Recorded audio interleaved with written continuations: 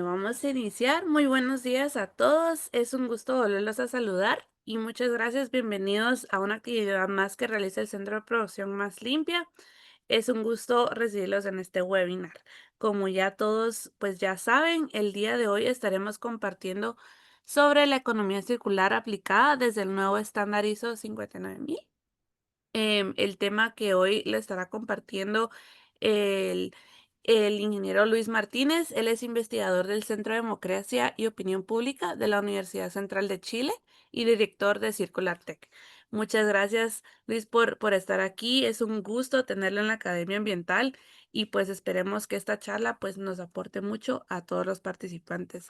Sin más que decir, yo le doy el tiempo y cualquier duda, pues aquí estoy a la orden. A los participantes siempre les sugiero que por favor, si tienen alguna duda o consulta, la pueden ir colocando en el chat o al finalizar también pueden levantar su mano y con gusto les damos la palabra. Luis, el tiempo es suyo. Bien, muchas gracias a todos y todas.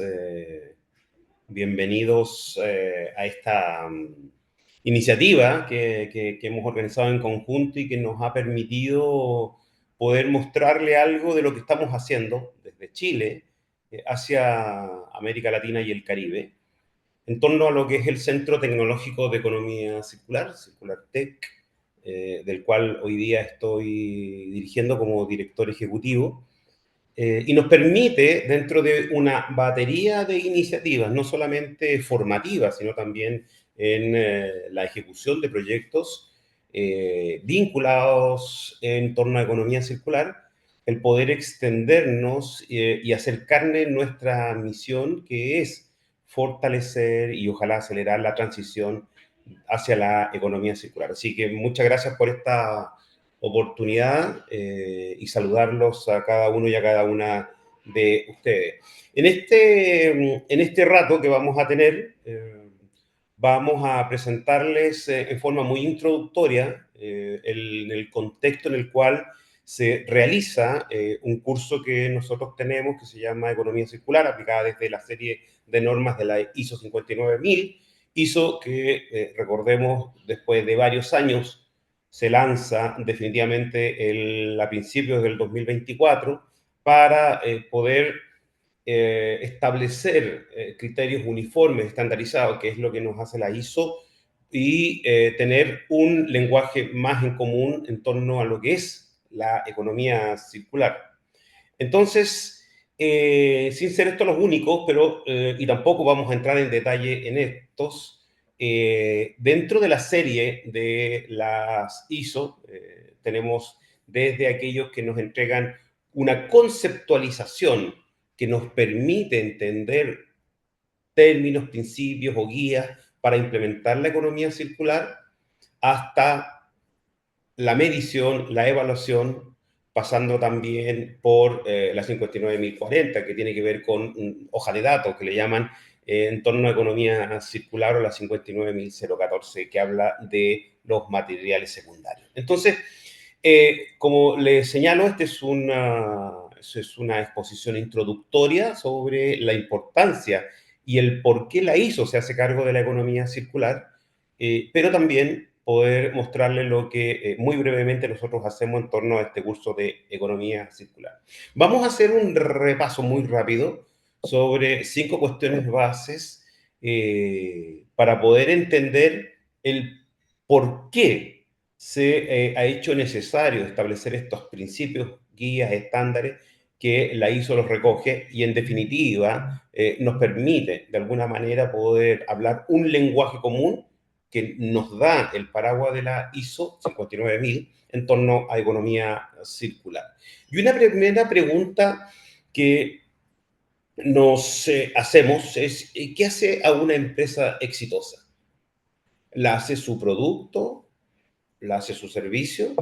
¿La hacen las personas? ¿El entorno? ¿Las condiciones microeconómicas? ¿Las condiciones macroeconómicas? El entorno exterior.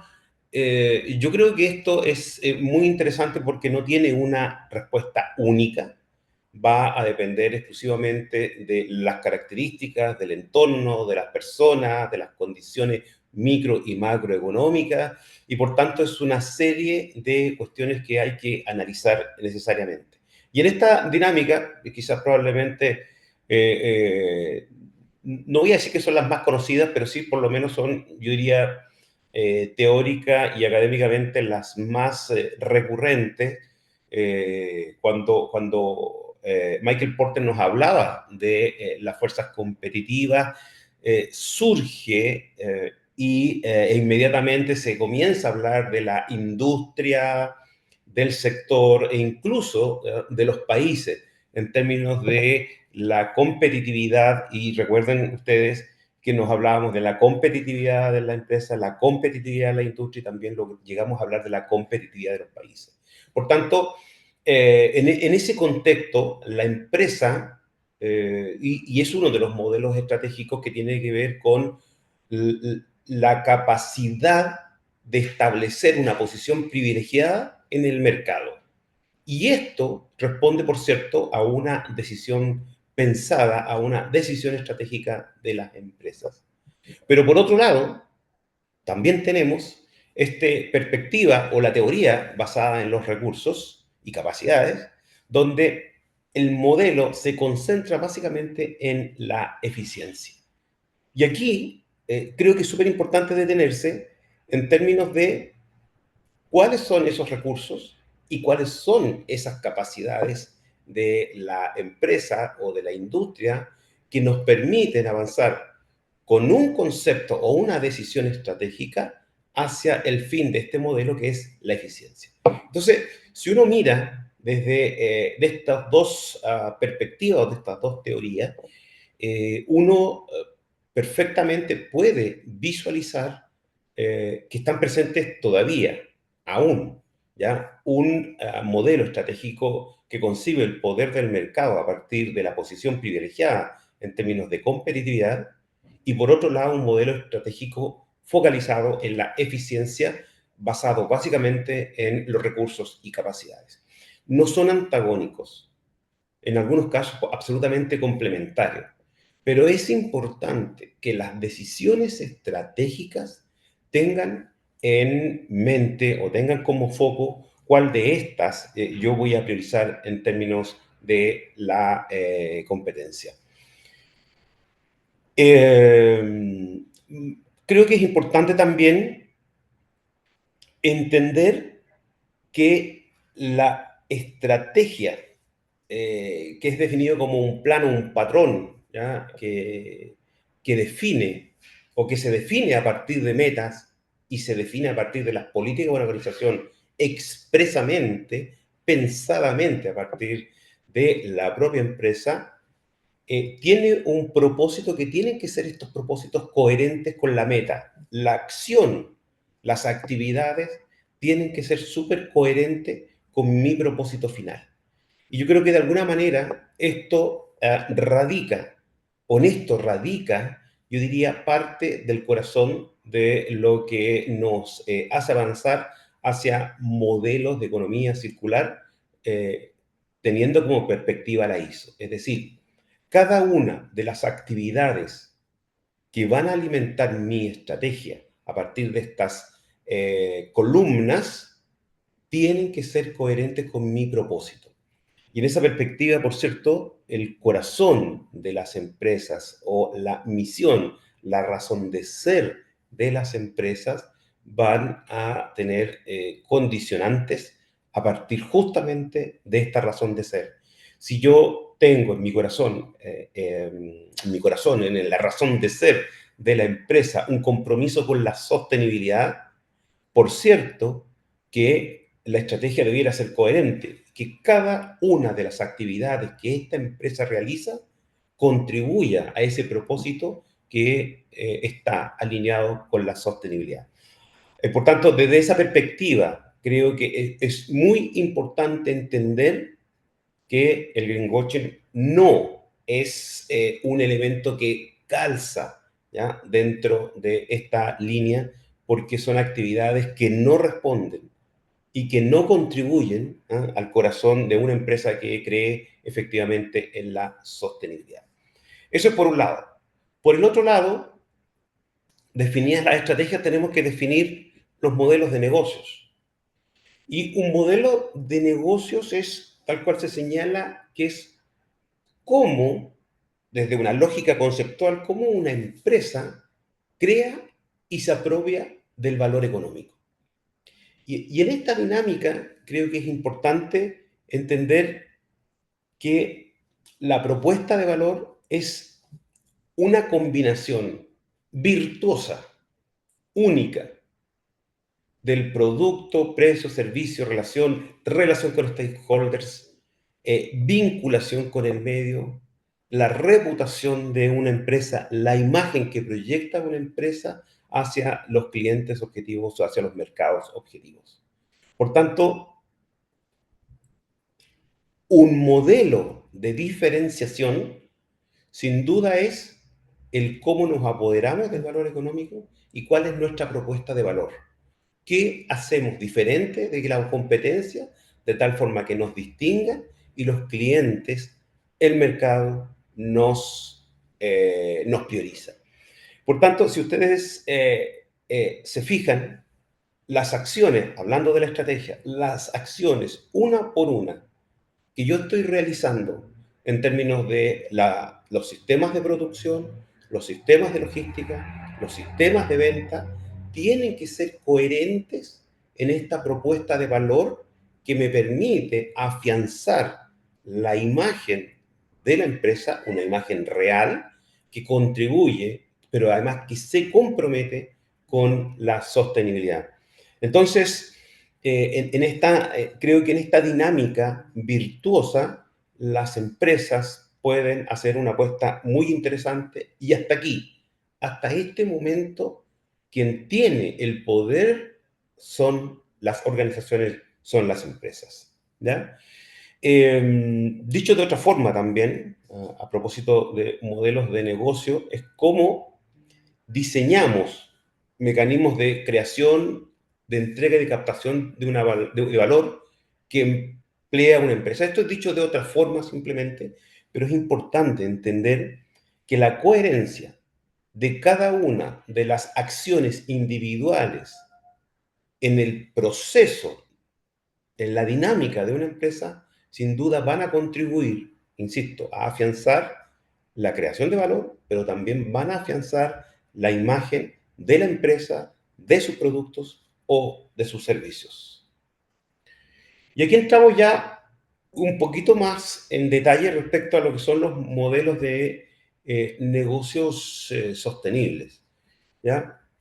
Porque en una primera, cuando hablamos de modelo de negocio, yo me atrevo a decir que eh, todas las empresas tienen o explícitamente o no explícitamente un modelo de negocio, es decir, una arquitectura, un diseño de cómo vender o cómo colocar en el mercado sus productos o sus servicios, que en algunos pueda ser más exitoso o menos exitoso.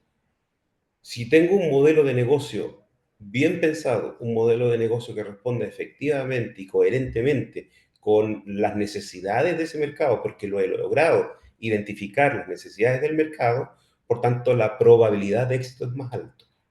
¿Ya? Producto, precio, imagen, servicio son elementos que son constitutivos del modelo de negocio.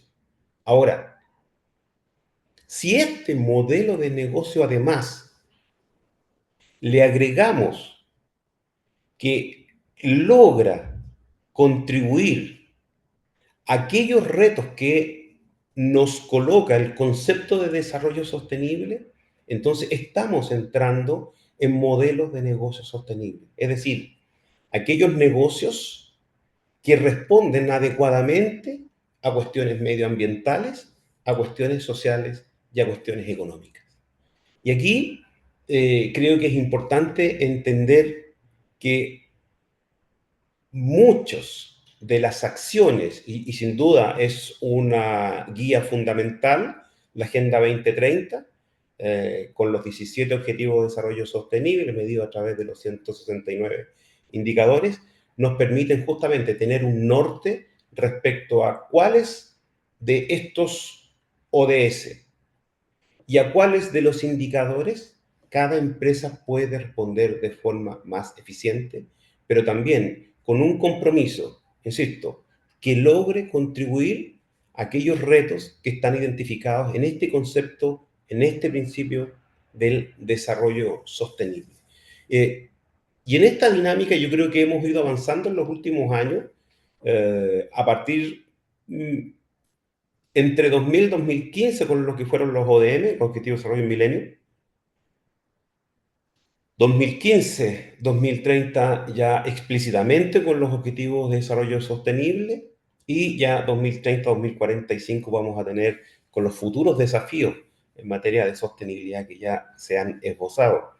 Entonces, me atrevo a decir que en los últimos 10 años, las empresas, particularmente entendiendo como paraguas la Agenda 2030, yo creo que las empresas han avanzado sustancialmente en hacer suyo conceptos del desarrollo sostenible.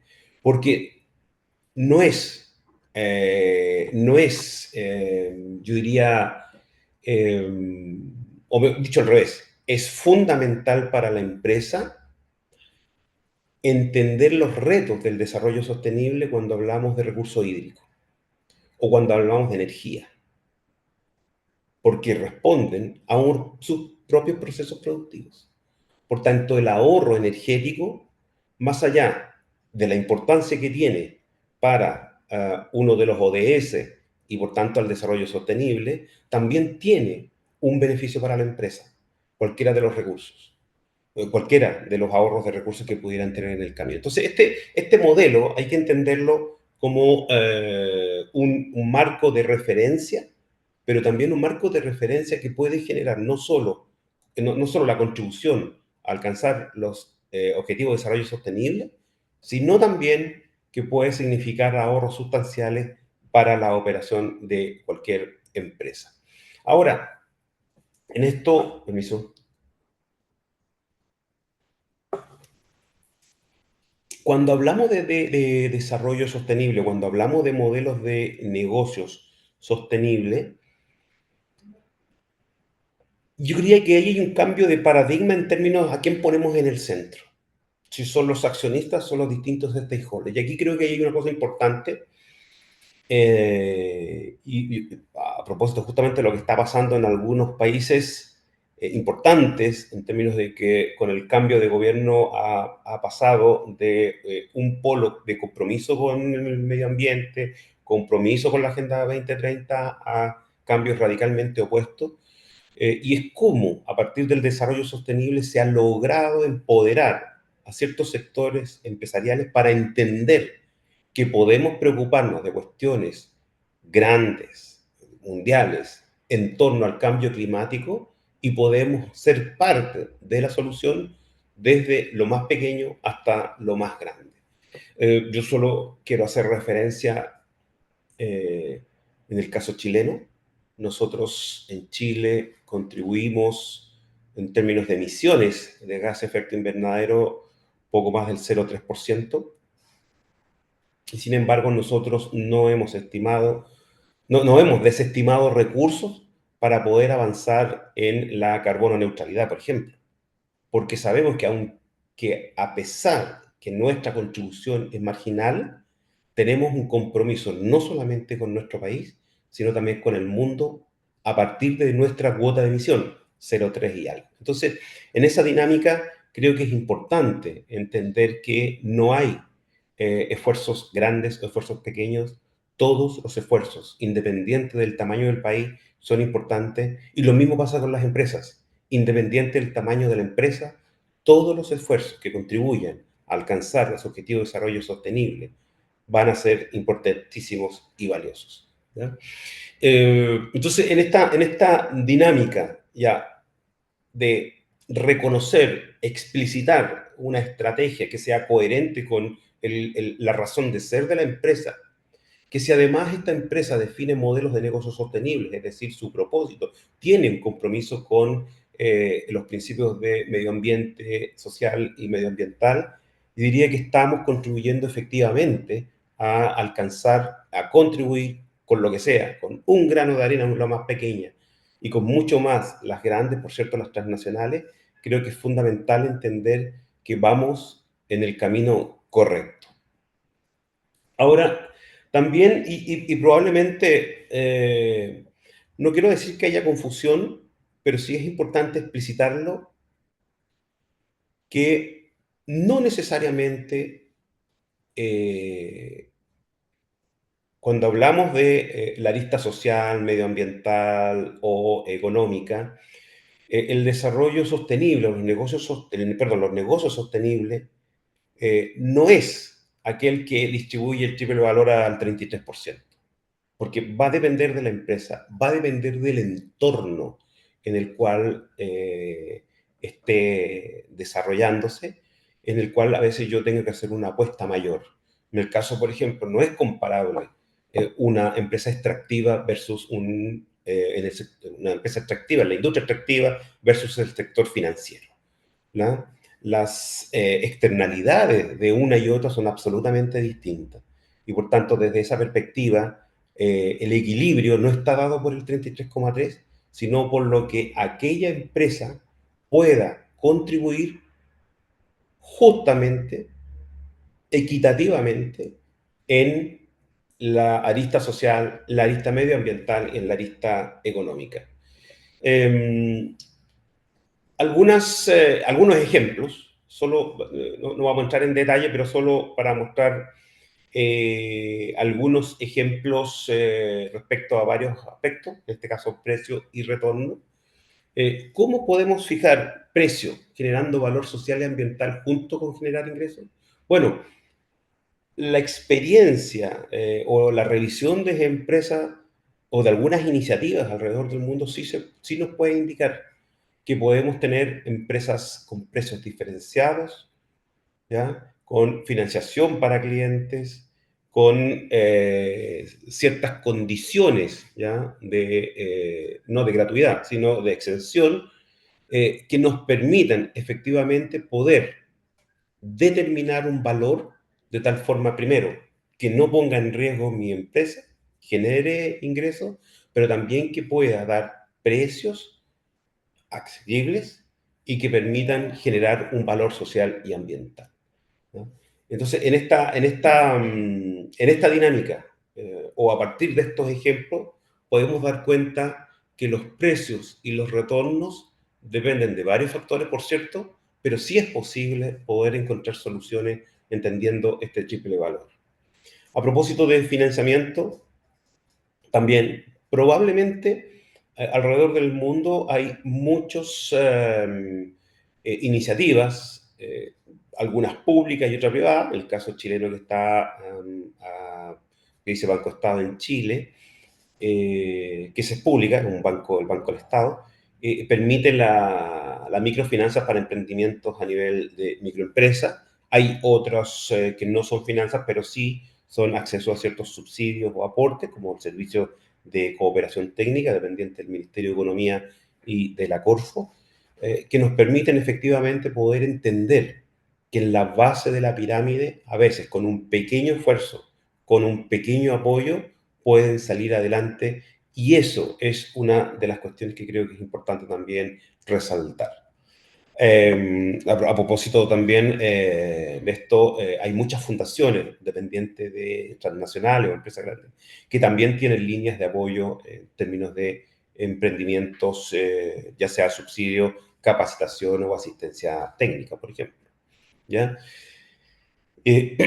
Cadenas de suministro, también varios ejemplos alrededor del mundo que nos permite, yo diría, no solo ser optimista, sino perder la esperanza en que se puede, es posible, y que más importante para la industria es que existe mercado.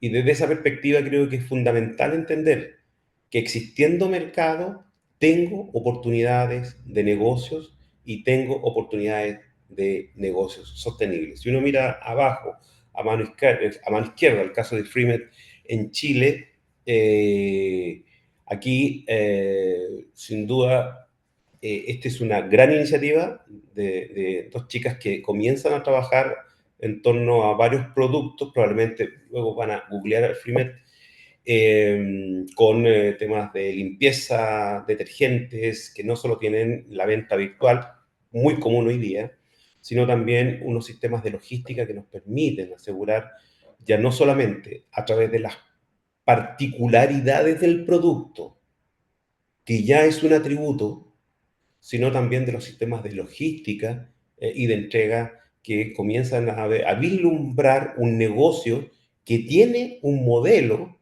sostenible, ¿ya? Y desde, a partir de estas experiencias, insisto, uno puede tomar ciertos ejemplos y convencernos que a partir de no solamente precio, no solamente financiamiento y no solamente cadena de suministro, es posible avanzar en modelos de negocio sostenibles, ¿ya? Lo mismo pasa con ciertas plataformas que nos permiten entender, varias de ahí son conocidas aquí, otras conocidas más en Europa, que también tienen algunas características que nos permiten entender el aporte que hace cada una de ellas a ciertas condiciones. Algunas podrán ser cuestionadas, ¿eh?, por ciertas características, pero yo creo que es importante ponerlas en relieve y probablemente el modelo, o sea, el modelo de negocio tiene ciertas particularidades que en algunos, insisto, pueda hacerlas de alguna manera cuestionadas. Esto también, y esto probablemente a partir del ecodiseño, que se puede concebir como una de las cuestiones fundamentales de la economía circular. Cuando probablemente ustedes han escuchado hablar, saben de la ley REP, que existen ya varias en América Latina, en Europa mucho más que en América Latina, por cierto. El, el concepto base es justamente pensar aguas arriba, repensar los procesos productivos, reimaginar los procesos productivos e incluso rediseñar los procesos productivos. Y aquí el ecodiseño juega un rol fundamental. Y es por eso que yo no solo debo solucionar un problema, yo diría, transversal, común, independiente del nivel de desarrollo de un país, que son los residuos domiciliarios, los residuos industriales, sino esto yo lo puedo ir resolviendo lentamente a partir aguas arriba en el ecodiseño, de tal forma que la materialidad tenga ciertas características que me permitan generar segundas vidas al término de ese producto. Y por tanto aquí creo que es importante entender que el ecodiseño es clave y es fundamental entenderlo o aplicarlo, incorporarlo en los procesos productivos que sea posible. En esta, en esta dinámica yo creo que es importante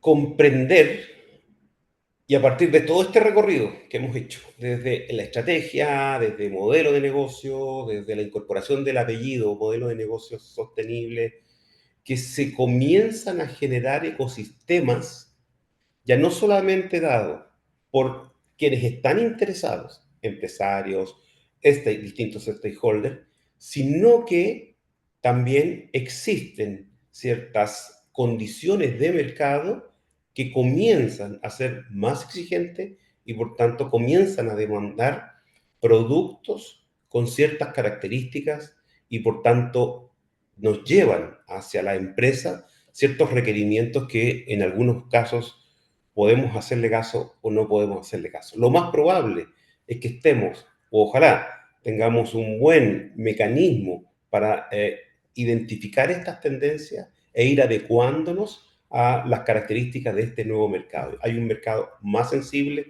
hay un mercado, yo diría, que valora cuestiones en términos de sostenibilidad mucho más fuerte hoy día.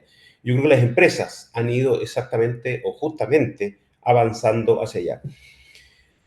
Si uno compara o uno hace algún grado de comparación entre mercados más avanzados y nuestros mercados en América Latina, probablemente todavía en nuestros países, en América Latina y el Caribe, hay un buen grado de decisión aún por el precio más que por ciertos atributos de sostenibilidad a través de sellos, de estándares, certificaciones de los productos en términos de sostenibilidad.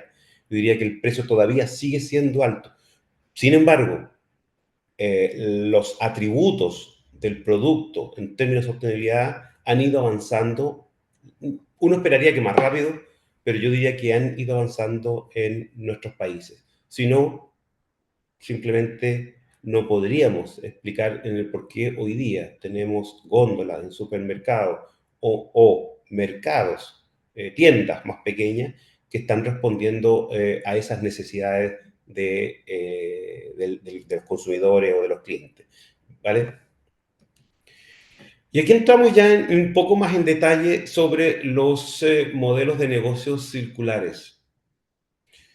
Y yo creo que aquí es importante entender que en esta lógica lineal, no, voy a sacarlo de lineal, en esta lógica que hemos pensado, definición de estrategia, modelo de negocio, modelo de negocio circular, modelo de negocio sostenible, y entramos a un modelo de negocio circular, y aquí entramos derechamente en el proceso, entramos a la organización para entender la lógica de producción o la lógica de gestión en términos de la circularidad. Y aquí que creo que es importante en cómo desde la organización, desde la empresa, comenzamos a explorar, comenzamos a reflexionar en torno a estas oportunidades que nos está dando hoy día, no una moda, sino simplemente un modelo que se llama economía circular. Entonces, en este modelo donde el propósito es mantener las materias primas, los recursos, el mayor tiempo posible en ciclos productivos, nos hace repensar y reimaginar cómo estamos haciendo las cosas.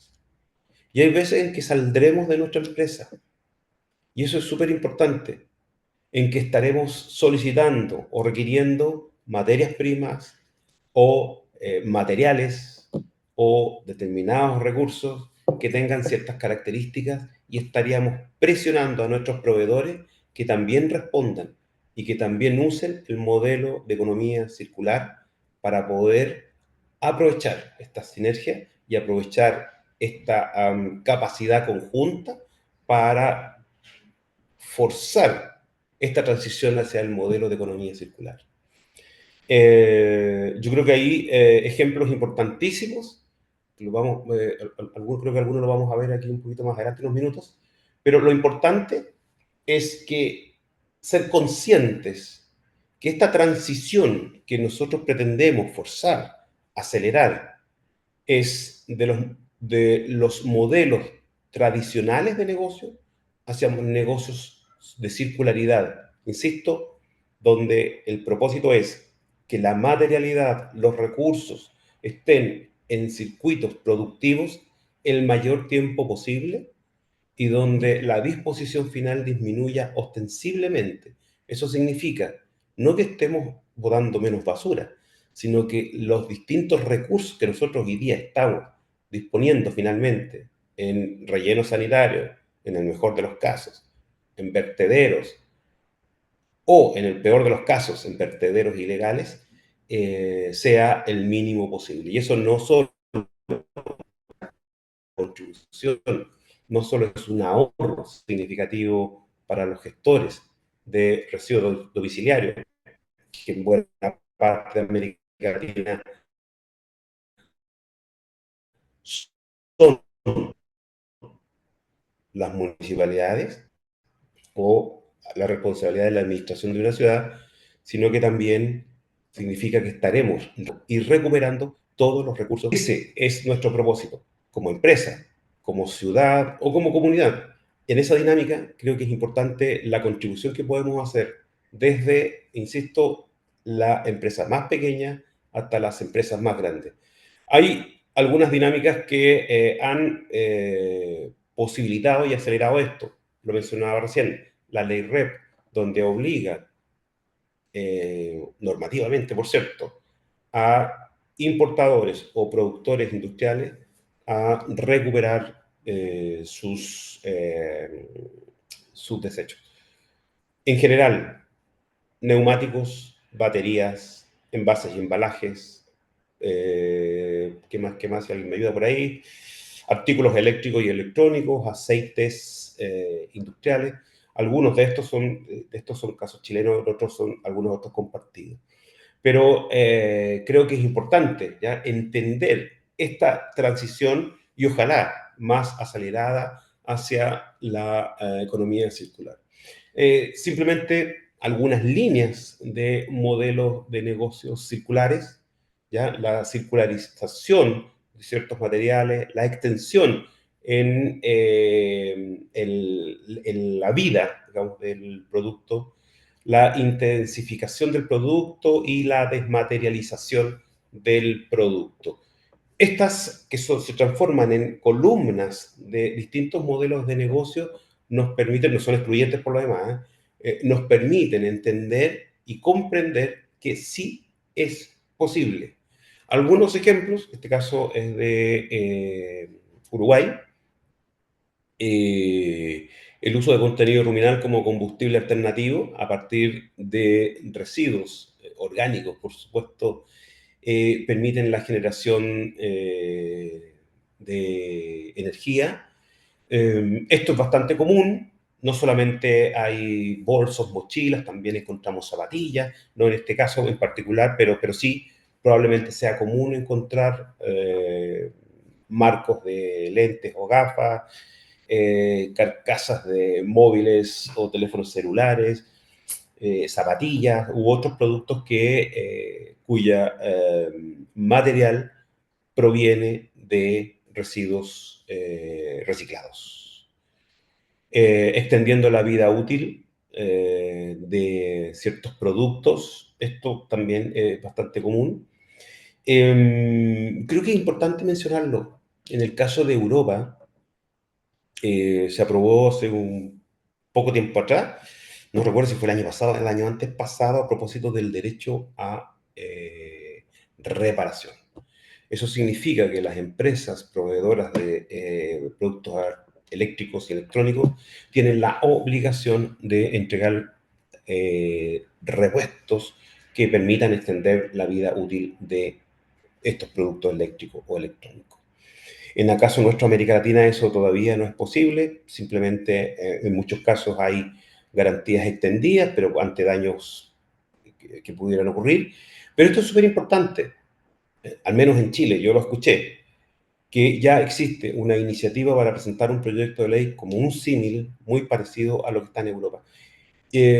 Más allá de los cuestionamientos que nosotros copiamos mucho de las normativas europeas, más allá de esa discusión, creo que es importante avanzar también porque esto, de lo que nosotros encontramos ya natural, um, que nuestros productos eléctricos o electrónicos tengan una vida útil finita, o sea, perdón, limitada, poder con cargo al cliente puede ser el derecho a reparación que sea más barato que el cambio del producto.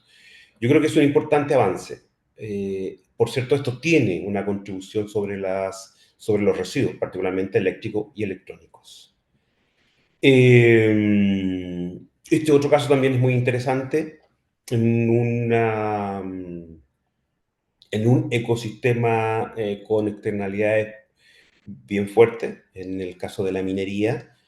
El caso de Neptuno Pumps, que por lo demás es uno de los fundadores del Centro Tecnológico de Economía Circular, yo diría que nos cuenta una historia, insisto, en una industria extractiva, fuerte e históricamente cuestionada, eh, no solamente desde lo social, sino también desde lo ambiental.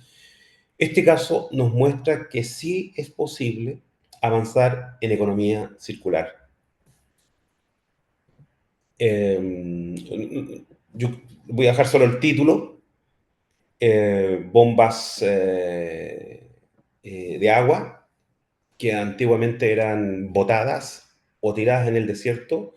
Hoy día esas mismas bombas son materia prima para construir otras bombas. Es decir, el concepto de la remanufactura, el concepto de el diseño o ecodiseño juegan un rol fundamental en la recuperación de ese material, en la remanufactura de ese material, entendiéndolo como un valioso aporte a la economía circular. No solo desde el mandante, una empresa minera, sino también en que Neptuno hoy día buena parte de su producción está basada a partir de los residuos que otros le entregan. Entonces, aquí hay un modelo, insisto, en un ecosistema bien fuerte a partir de sus externalidades, en lo que es posible avanzar en economía circular.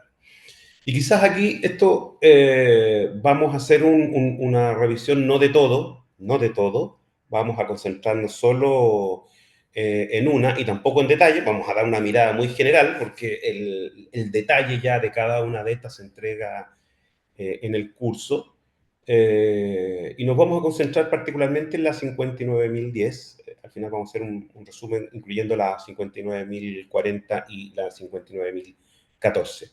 Pero aquí es importante entender que cada uno, dentro de las series de ISO, cada una de ellas responde a ciertas particularidades en el proceso del negocio.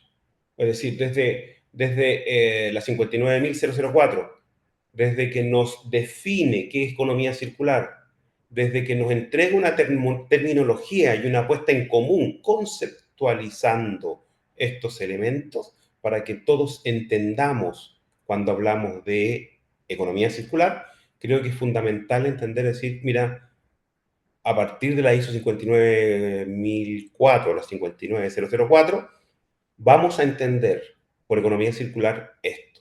Esas definiciones, esos principios son fundamentales para hablar sobre un mismo lenguaje o bajo un mismo lenguaje.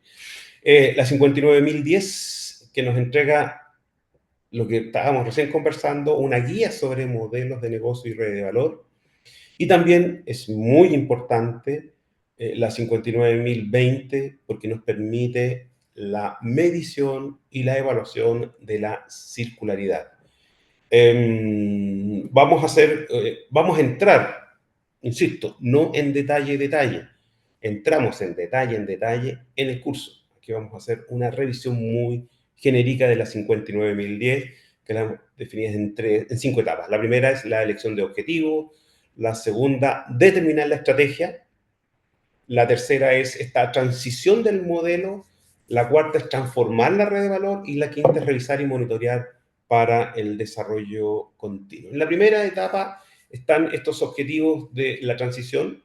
¿Ya? Tenemos que reconocer dónde estamos. Tenemos que reconocer hacia dónde vamos para poder definir claramente cuáles van a ser nuestros objetivos en esta transición. ¿Ya? Y por tanto, es muy importante y fundamental saber dónde estamos, hacia dónde vamos, pero también conocer en detalle las actividades, por eso se llama la cartografía de las actividades, y cómo interactuamos en nuestra cadena y nuestra red de valor. Ese es un primer elemento, una primera etapa dentro de las 59.000. Un segundo es que tenemos que definir o determinar la estrategia de economía circular. Y en esto, por cierto, vamos a tener que definir ya cuáles son las brechas que tenemos, pero también cuáles son las oportunidades. Esta dinámica de revisión, por cierto, que si bien está estandarizada, va a responder absolutamente al detalle de cada una de las organizaciones o cada una de las empresas, ¿vale? Una tercera, ¿cómo desarrollamos este plan de transición? ¿Cuáles son los plazos que nos hemos definido? ¿Cuáles son las acciones, los resultados? Pero también es muy importante, ¿cuáles son los recursos con los cuales hoy día disponemos? Y en esto, de cuáles son los recursos y cuáles son las capacidades, nos hace volver a una de las primeras láminas en esta identificación de tenemos el personal, los profesionales capacitados para entender lo que es economía circular. Por tanto, quizás estamos avanzando más rápido y tenemos que retroceder un poco porque quizás la capacitación, el convencimiento de nuestros trabajadores, de nuestros colaboradores, pasa por contarles y que sean reales colaboradores en torno a esta transición hacia economía circular. Cuando hablamos de recursos, ¿estamos preparados tecnológicamente, técnicamente, para hacer esta transición y poder efectivamente definir estos plazos? Bueno, probablemente tengamos que, y en algunos casos ocurre, transicionar también a equipamiento, a tecnología mucho más avanzada, y aquí tenemos una condicionante. A lo mejor no tenemos los recursos, pero a lo mejor tenemos subsidios, o a lo mejor no tenemos recursos y tampoco tenemos subsidios. Entonces, si ustedes se fijan, estas preguntas que son útiles, son necesarias, las respuestas pueden ser muy diversas, no solamente en los contextos de país, sino incluso dentro del nuevo país y dentro de ciertas actividades económicas.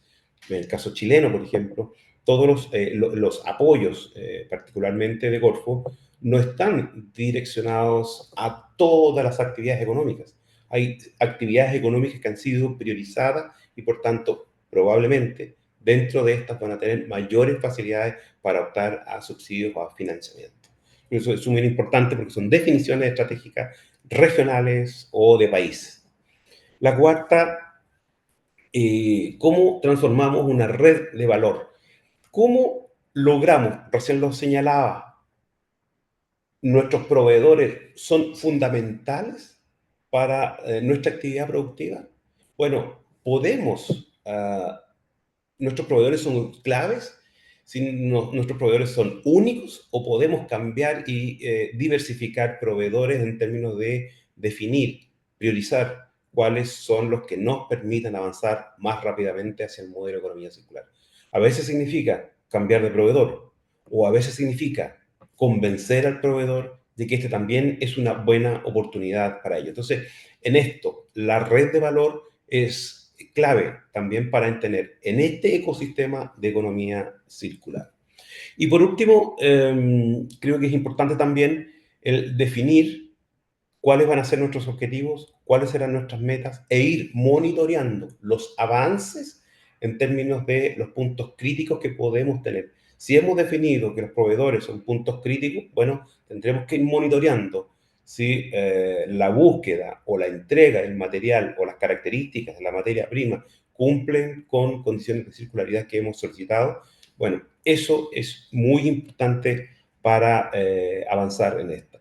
Hemos hecho una revisión básica y además muy rápida por lo demás sobre negocios, negocios sostenibles, negocios circulares y entrando a la 59.010 en términos de economía circular. Quiero solo mencionarles que en el curso ya van a entrar en detalle, no solamente en la 59.010, en el proceso, en la interiorización de la serie de normas para poder avanzar. Y solo a modo de resumen, una hoja de ruta hacia la economía circular que nos entregan la serie de normas 59.000. Solo a modo muy general, entramos solo a la 59.010.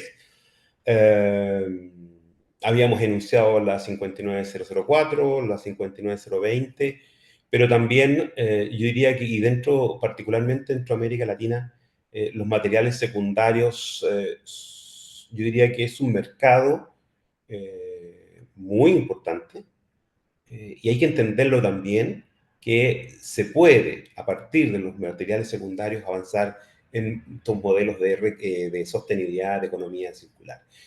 Dejo plasmado en esta lámina el resumen que nos permite, a partir de estos estándares internacionales, avanzar y comprometernos en términos de la transición hacia el modelo de economía circular. La ISO 59000 es una muy buena compañera de ruta en esta transición de economía circular. Bien, muchas gracias por este tiempo. Creo que me demoré mucho más de lo que... Ahí sí. Me demoré más tiempo del previsto. No hay ningún problema, muchas gracias, Luis. No sé si antes de terminar tenemos una pregunta o comentario que quieran hacer.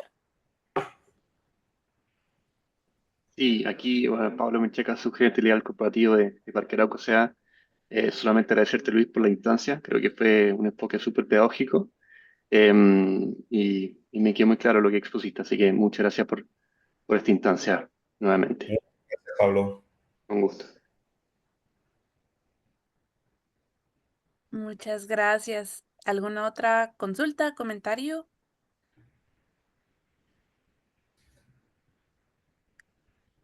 Bien. Aló, sí, buenas tardes, ¿me escucha? Sí, buenas tardes, adelante. Sí, buenas tardes. Es muy, muy interesante el tema, demasiado interesante, pero fíjese que yo tengo una duda. Yo soy estudiante de la Universidad de San Carlos de Guatemala, en Centroamérica. Entonces, dice que estos modelos de circularidad, hace algún tiempo yo recibí unas capacitaciones sobre valoración del agua, recursos ecosistémicos. Usted habla de los ODS y los ODS eh, son muy importantes para cumplir varios requerimientos ambientales, porque a partir de los recursos naturales se obtienen recursos. Siempre, cualquier economía está basada básicamente en eso, ¿ah? Al principio, no totalmente, pero sí es algo muy, muy importante dentro de la economía, formal o informal que se maneja. Entonces, yo me pregunto, ¿cómo podría yo valorar todos estos recursos, aprovisionamiento, regulación? Son cuatro niveles los que muestran en los ecosistemas de Milenio 2005. Entonces, la valorización de estos ecosistemas dentro de la economía podría ser algo, o sea, podría existir dentro de esto, porque usted mismo lo decía, convencer al cliente, crear el mercado, pero eh, cuando las circunstancias no se prestan, ¿cómo hacerlo? ¿O cómo proceder para lograr este tipo de economía? Gracias. Bien, gracias Mario, Mario, perdón. A ver, mira, yo creo que tu respuesta puede ser muy genérica o muy particular. Muy genérica, uno podría decir, claro, el ODS 6 nos habla sobre cómo garantizar la disponibilidad de agua, entre otras cosas. Y recuerda siempre que los ODS tienen una contribución que no solamente es gubernamental, no es solamente desde los estados, sino también desde cómo las empresas y también tercer sector pueden contribuir a alcanzar estos ODS. Entonces, el ODS 6 en particular, que es garantizar la disponibilidad, es ¿cómo se deja acordar? Gestión sostenible y saneamiento, creo. Pero nos marca los puntos de referencia. Pero también puede tener una respuesta más particular y la respuesta particular depende de la industria y depende de la empresa. Ahora, por mencionar, no es que la que más conozca, pero sí una industria muy dependiente en sus procesos productivos de agua es la minería. Y yo creo que es entendible no solamente en Chile, sino también en Guatemala. Y es no solamente altamente dependiente, sino además es altamente consumidora de agua en sus procesos productivos. Desde esa perspectiva, yo diría que ha habido un avance sustancial desde la empresa para entender que el recurso agua es clave no solamente para el proceso productivo, sino para la vida de la humanidad. Y por tanto, hemos pasado desde la extracción de pozos, comprando derechos de agua, hasta la desalinización ahora de agua para sus procesos productivos. Bueno, ese paso desde entender el cómo yo obtengo el recurso, pero también el qué hago con el desecho del recurso agua, nos da cuenta de un tipo de empresa que entiende que es un recurso vital para la vida, que es vital para la actividad productiva, vital para el empleo, etcétera, y por tanto yo me hago cargo de ello. Por eso, Mario, creo que la respuesta en particular puede depender de ciertas características. Otra ejemplo son las tiendas de grandes superficies, más conocidos como los malls, por ejemplo. Y en esa dinámica, probablemente, hasta hace hartos años atrás, no sé cuánto fue el cambio, pero hubo un punto de inflexión hace unos 15 años, todo lo que era residuo, ¿ya? De aguas grises a aguas negras, iban y pasaban simplemente a alcantarillado. Bueno, hay algunos hoy día que se están diseñando para que haya una separación entre aguas grises y aguas negras y tengan tratamientos. Y por tanto también, si tú te fijas, en la particularidad empresa X, me estoy haciendo cargo entendiendo que yo puedo obtener recursos. Yo quiero solo mencionarles, y si lo pueden googlear, biofactorías aguas andinas. Lo que antes iba sin tratamiento a los ríos y luego al mar, hoy día se está recuperando las aguas grises y aguas negras, y a partir del tratamiento de aguas grises y aguas negras están sacando energía, agua para la agricultura, más, son 4 productos, me acordé solo de 2. Claro, uno puede decir es una inversión millonaria, sí, pero da cuenta que grandes empresas están haciéndose cargo de sus desechos, pero entendiéndolo como un recurso. Y por tanto, ese es el cambio y ese es el cambio de chip, el clic que hay que hacer en términos de comprender que lo que para mí o para que otro es un desecho, para mí puede ser un recurso. Y Biofactoría de Agua Andina lo entendió como un buen modelo de economía circular, y hoy día está entregando productos a la comunidad a partir justamente de nuestros propios desechos. Así que, Mario, una respuesta muy general y un par de ejemplos de particularidades. Y estas particularidades yo las podría desplegar por sectores productivos e incluso dentro de una misma industria por las características de las empresas. Entonces, yo creo que sí es importante, el ODS 6 nos da un marco de referencia, ¿ya? Y a partir de ahí, yo diría que hay que construir las estrategias ya en particular de cada una de industrias o empresas. Quedamos, yo tengo una reunión y me están esperando ahí, por si acaso era las 12 la reunión, así que un par de minutos podemos esperar. Había una pregunta de Ernesto.